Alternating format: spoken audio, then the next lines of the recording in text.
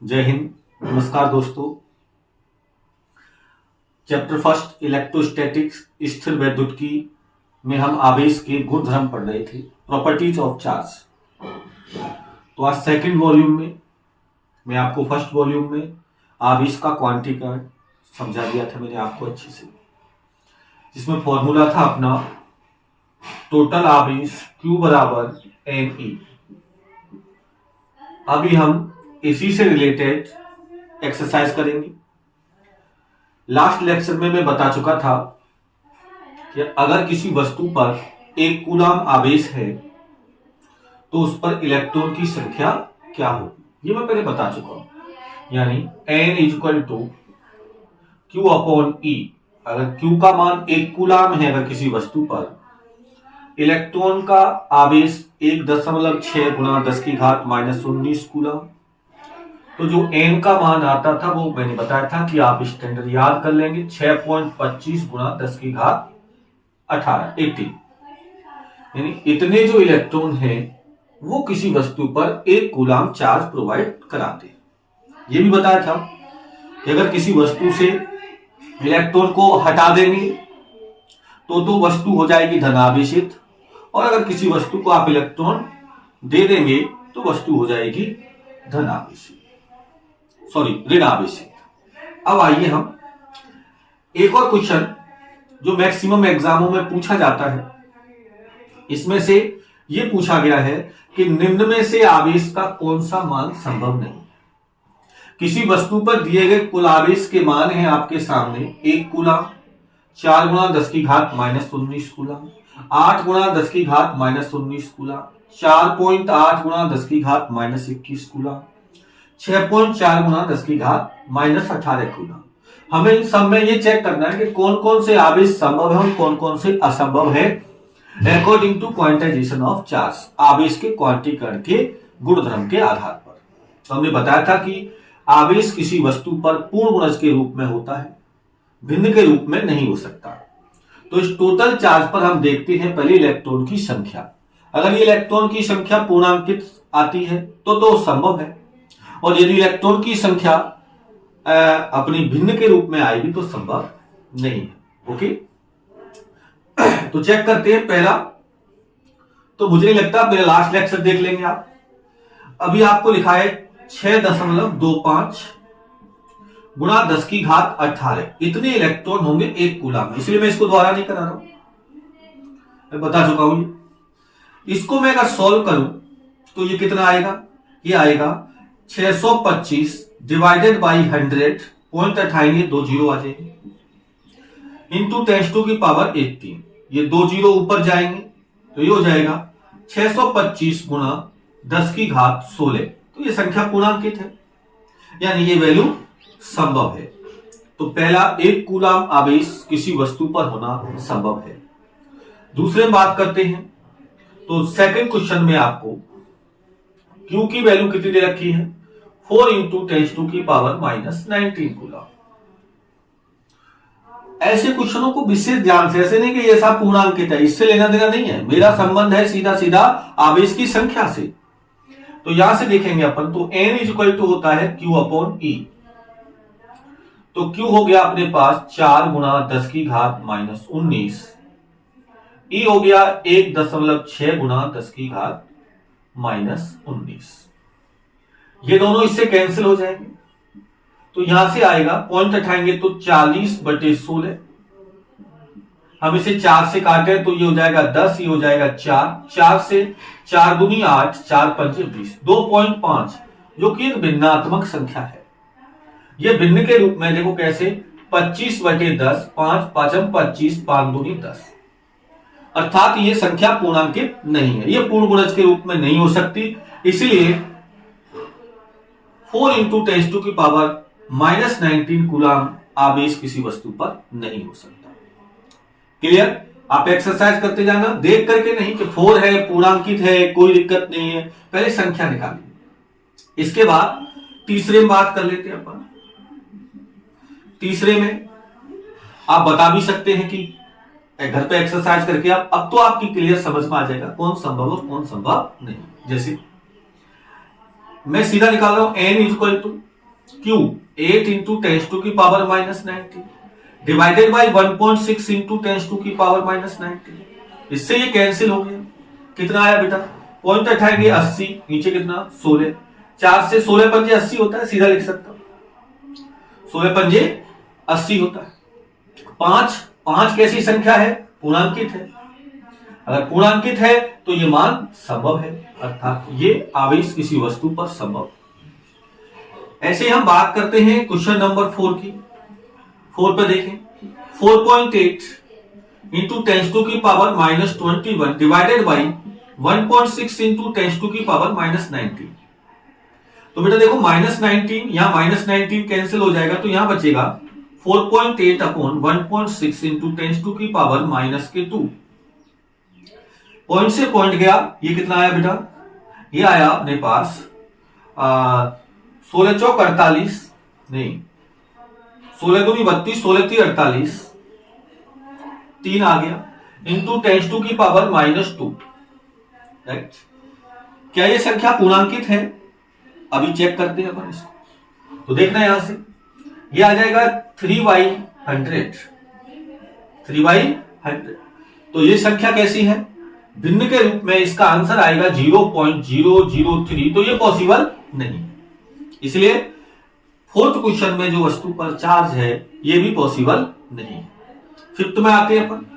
5th में देखते हैं कितना है। 5th में है 6.4 इंटू 10⁻⁻18 डिवाइडेड बाई 1.6 इंटू 10⁻⁻90। 18 यहां से कैंसिल, -1 होगा तो यहां से होगा 6.4 अपॉन 1.6, -1 ऊपर जाएगा +10 हो जाएगा।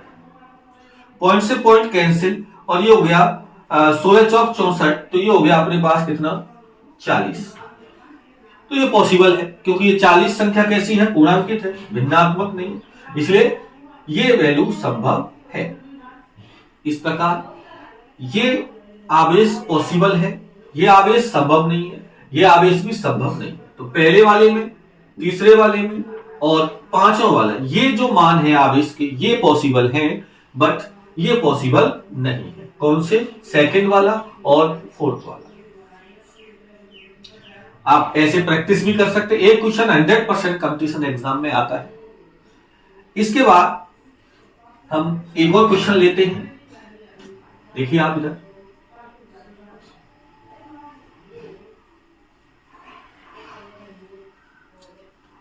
पढ़ते रहिए आप, एक्सरसाइज करते रहेंगे आप, तो निश्चित आपको बेनिफिट मिलेगा। एक क्वेश्चन लेते हैं हम।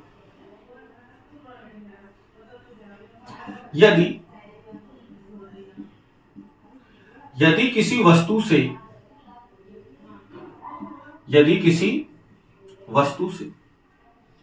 कितने इलेक्ट्रॉन ले लें? मान ले सपोज दैट हमने ले लिया कि 1 सेकंड में 10⁻9 इलेक्ट्रॉन, कितने बेटा?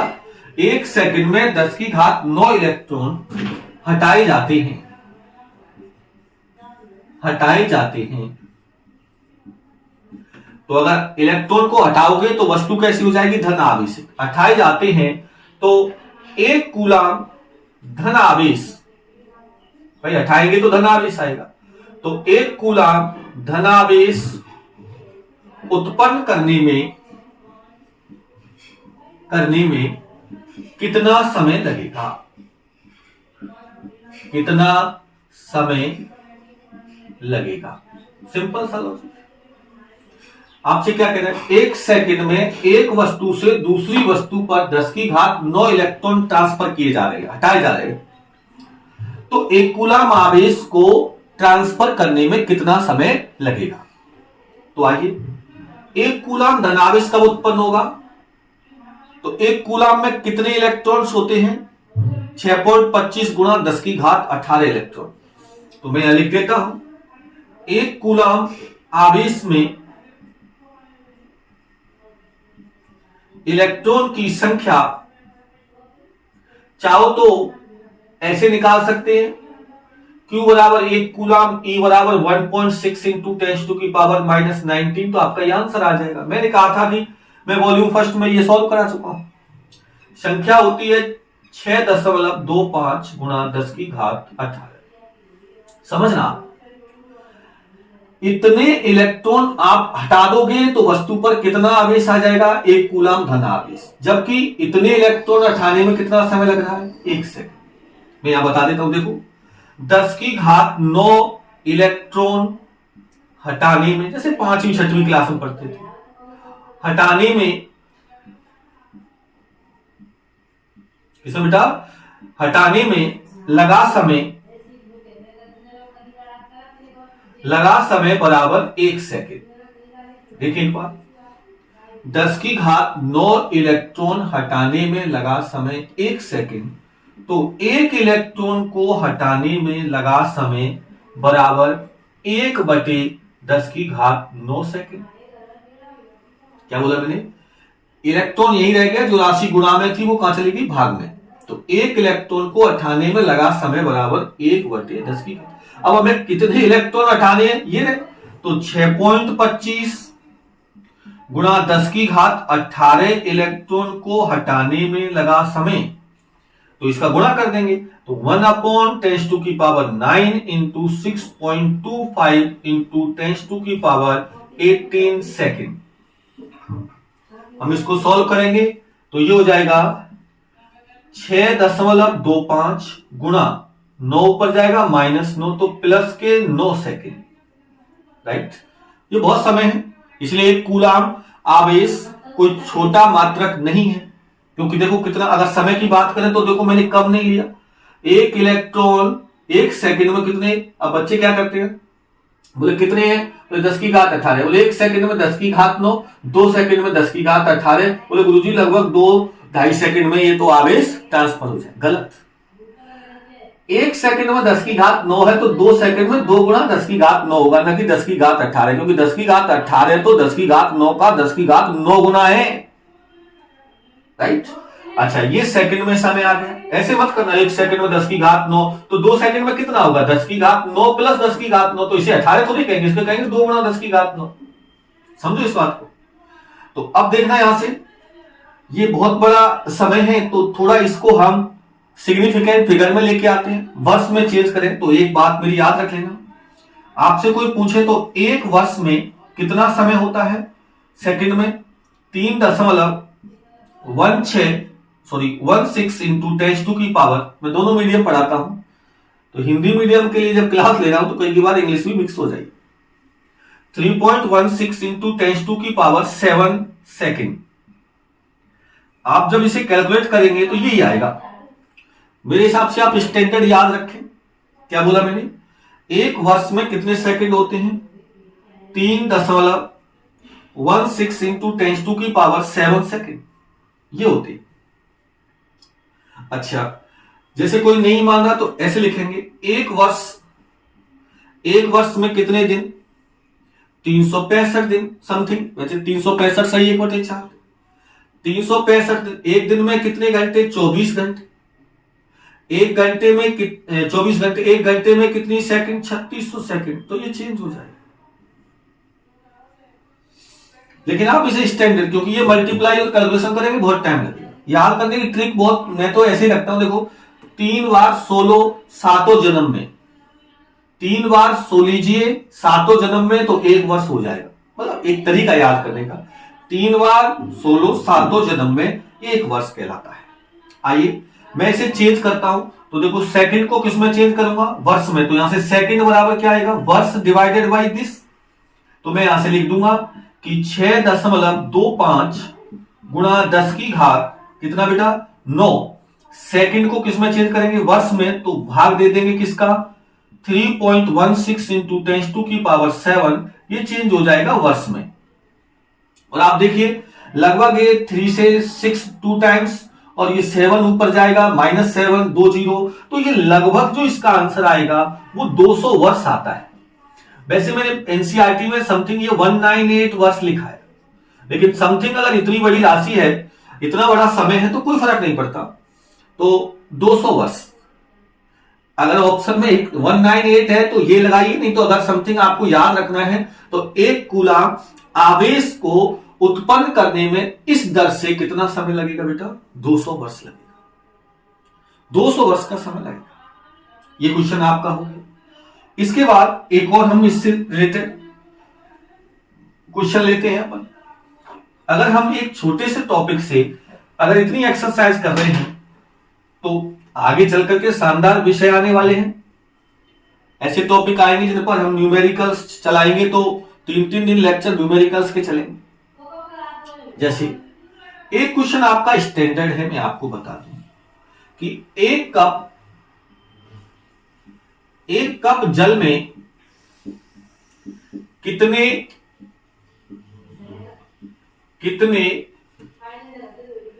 धन आयन व ऋण आयन होते हैं। इसमें कोई न्यूमेरिकल वैल्यू नहीं है। एक कप जल में कितने धन आयन व ऋण आयन होते हैं। तो बेटा एनसीईआरटी के अकॉर्डिंग ऐसा नहीं कि मेरे घर में बड़ा कप है तो पता नहीं उसमें कितना जल आएगा। तो मैं तो ये मान के चलता हूं एनसीईआरटी के हिसाब से कि एक कप बराबर होता है 250 ग्राम जल की मात्रा। ये स्टैंडर्ड वैल्यू है। एक कप बराबर 250 ग्राम जल की मात्रा। तो आइए हम एक कप में देखो क्या कह रहा है, एक कप जल में कितने धनायन और कितने ऋण आयन। तो पहले हम बात करते हैं जल का एक अणु होता है H2O, जिसमें 2 हाइड्रोजन के परमाणु और 1 ऑक्सीजन का है। तो इसका जो अणुभार होगा, तो जल के एक अणु का अणुभार देखिए तो हाइड्रोजन की द्रव्यमान संख्या कितनी होती है? 1। 2 परमाणु हैं तो हाइड्रोजन के 2 और ऑक्सीजन का कितना होता है? 16। द्रव्यमान संख्या 16। तो जल के एक अणु का अणुभार है कितना? 80। कितना है? 80। तो हम जानते हैं कि मोल की संख्या कैसे निकालते हैं? नंबर ऑफ मोल की संख्या। तो अपन यहां मोल की संख्या निकाले कितने में? 250 ग्राम में। तो हम जानते हैं कि ग्राम में द्रव्यमान अपॉन अणुभार। ग्राम में द्रव्यमान अपॉन अणुभार। तो हमारे पास कितने ग्राम द्रव्यमान है? 250 ग्राम। अणुभार कितना है? 18। तो ये आ जाती है बेटा 250 ग्राम जल में मोल की संख्या। ये मोल की संख्या आ गई। तो फिर 250 ग्राम जल में अणुओं की संख्या कैसे आएगी? समझो मेरी बात। तो 250 ग्राम जल में अणुओं की संख्या तो हम जानते हैं कि 1 मोल में अणुओं की संख्या बराबर अवोगाड्रो संख्या। तो इतने मोल में, तो यहां लिख देते हैं 250 ग्राम जल में अणुओं की संख्या। बहुत सिंपल है, अणुओं की संख्या। तो हम जानते हैं कि 1 मोल में अणुओं की संख्या अवोगाड्रो संख्या। तो हमारे पास कितने मोल हैं? 250 डिवाइडेड बाई 18 इंटू अवोगाड्रो संख्या कितनी होती है? 6.02 गुणा 10 की घात 23। तो बेटा ये हमारे पास आ चुकी है संख्या 250 ग्राम जल में अणुओं की संख्या। दैट्स राइट, अणुओं की संख्या आ गई 250 ग्राम। हमें पता है कि एक कप जल में कितने धनायन, इसका मतलब एक कप जल में इतने अणु आ गए। अब हमें यह देखना है कि एक अणु में कितने धनायन होते हैं और कितने ऋणायन होते हैं, उसका गुणा कर देंगे तो यहां आयनों की संख्या आ जाएगी। तो देखते हैं अपन। तो देखो जल का एक अणु जिसका मतलब है H2O, तो इस H2O में धनायन कितने होंगे? धनायन, तो धनायन देखिए हाइड्रोजन में कितने प्रोटॉन होते हैं बेटा? कितने होते हैं बेटा? 1, 2 परमाणु हैं तो 2 तो हो गए हाइड्रोजन में प्रोटॉन, और ऑक्सीजन में कितने होते हैं? 8। प्रोटॉन की संख्या बराबर परमाणु क्रमांक। तो ये हो गया टोटल 10। और जितने धनायन होंगे उतने ही क्या होंगे? ऋणायन होंगे। ऋणायन भी कितने होंगे? 10 होंगे। क्यों? क्योंकि कोई भी अणु या परमाणु विद्युत का क्या होता है? उदासीन होता है। क्या होता है? विद्युत का उदासीन होता है। किसने कहा? ये कहा जे थॉमसन। तो हम एक संख्या निकाल लेते हैं कोई भी। तो जल के एक अणु में कितने आयन बेटा? 10। तो जल में 250 ग्राम जल में कितने अणु है? इतने तो मैं लिख सकता हूं यहां पर कि 250 ग्राम जल में धनायन की संख्या, धनायन की संख्या, अब ये संख्या आ रही है तो कितने हैं इसमें अणु? 250 divided by 80 into 6.02 into 10⁻20 into 10 आ गया। क्योंकि एक अणु में कितने धनायन है? 10। तो इतने अणुओं में कितने? इंटू 10, ये संख्या आ गई। अब हमसे मान लो पूरा आवेश, तो हम लिख सकते हैं कि 250 ग्राम जल में धनावेश या धनावेश का मान, समझना, ये संख्या है। अगर ये पूछता कितने धनायन और कितने ऋणायन होते हैं तो ये आ गया। लेकिन आगे चल के वो कहता है कि धनावेश और ऋण आवेश का मान ज्ञात कीजिए। तो 250 ग्राम जल में धनावेश का मान, तो हम जानते हैं कि कुल आवेश Q बराबर Ne। n कितना है? 250 divided by 80 into 6.02 into 10⁻23 into 10 into E कितना है? 1.6 इंटू 10⁻⁻19 कूलम। अब बेटा इसको अपन सोल्व करेंगे तो इसका जो आंसर आता है ये आता है 1.33 इंटू 10⁻7 और आंसर आ जाएगा कूलम। 1.33 into 10⁻7 coulomb. देखिए सोल्व, आप सोचेंगे सर आपको याद कैसे है? मैं बता देता हूं। इसमें कोई संख्या नहीं है, ये क्वेश्चन स्टैंडर्ड है। ट्रिक आप बना लीजिए कैसे? एक कप जल, तो कप में कौन है? जल। तो जल का अपवर्तनांक कितना होता है? 4/3 बराबर 1.33 समथिंग। मैं कह रहा हूं यहां अपवर्तनांक का कोई संबंध नहीं है, केवल ट्रिक रखने के लिए कि कप में कौन है? जल, और जल का अपवर्तनांक कितना? 1.33 और इंटू 3 और 3 6 और 1 7 गुणा 10⁻7 कूलम। यानी जब भी एक कप जल में धनावेश और ऋणावेश का मान पूछे तो आपको याद रखना है कि 1.33 गुणा 10⁻7 कूलम। कंपटीशन के एग्जाम या एमसीक्यू क्वेश्चन आते हैं, आप टिक करिए, आगे बढ़ जाइए। लेकिन एकेडमिक में जहां आपको सॉल्व करना है ये आपका तरीका है, बहुत सिंपल तरीका। सबसे पहले क्या निकालिए? ये निकालिए कि जल के एक अणु का अणुभार कितना है, फिर 250 ग्राम में मोल कितने होंगे। एक मोल में अणुओं की संख्या बराबर आवोगाद्रो संख्या, तो इतने मोल में गुणा कर दिया। अब हमारे पास अणु आ गए, तो एक अणु में कितने धनायन? 10, तो इतने अणुओं में कितने धनायन? गुणा कर दिया, संख्या आ गई। अब हमें क्या निकालना था? आवेश का मान। तो संख्या में एक आवेश का मान का मल्टीप्लाई कर देंगे तो टोटल आवेश आ जाएगा। तो संभवतः अभी मैं द्रव्यमान से रिलेटेड भी क्वेश्चन कराऊंगा, तब भी उसमें ये इंटरकनेक्ट होगा। यानी अभी जो अगली एक्सरसाइज आएगी उसमें जब मैं ये कराऊंगा कि जब किसी वस्तु पर से इलेक्ट्रॉन को दूसरी वस्तु पर भेजा जाता है तो द्रव्यमान बदलेगा, क्योंकि इलेक्ट्रॉन जब दूसरी वस्तु पर जाएगा या उससे हटेगा तो दोनों के द्रव्यमान में परिवर्तन आएगा।